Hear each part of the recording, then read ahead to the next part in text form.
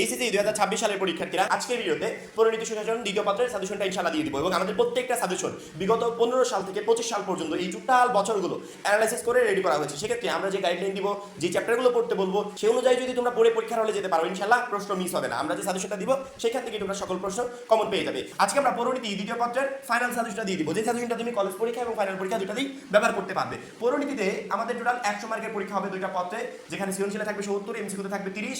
প্রথমত আমরা এই সৃজনশীল 70 এর সাজেশনটা দিয়ে দিব। সাজেশনটা রেডি করার সময় আমি কিছু চ্যাপ্টারকে টুইস্টটা দিয়ে রেখেছি, আমি কিছু চ্যাপ্টারকে এইভাবে তীর চিহ্ন দিয়ে রেখেছি। আচ্ছা, এগুলোর মানে কি বলতো? আমি কিন্তু সাজেশনটাকে কয়েকটা পার্টে ভাগ করে দিয়েছি। কয়েকটা পার্ট মানে কি, 3টা পার্টে ভাগ করে দিয়েছি।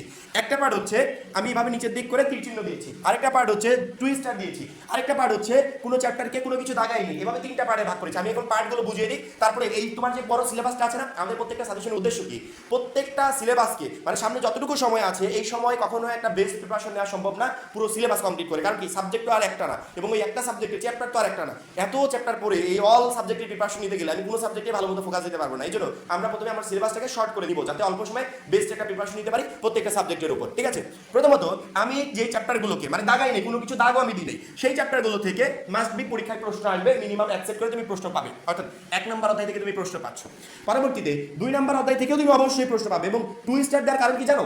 আমাদের দেখো 10টা চ্যাপ্টার থেকে প্রশ্ন আসবে কয়টা? 11টা। 60টা লিখতে হবে, প্রশ্ন আসবে কিন্তু 11টার ভিতর থেকে 60টা লিখতে হবে। 10টা চ্যাপ্টার থেকে 11টা আসবে মানে কি, কোনো চ্যাপ্টার থেকে 2টা আসার সম্ভাবনাও আছে। এখন 2টা প্রশ্ন আসার সম্ভাবনা আছে এমন চ্যাপ্টারের ভিতর এই যে টুইস্টার দেওয়ার চ্যাপ্টারগুলো, অর্থাৎ 2 নম্বর ভেরি ভেরি ইম্পর্টেন্ট চ্যাপ্টার।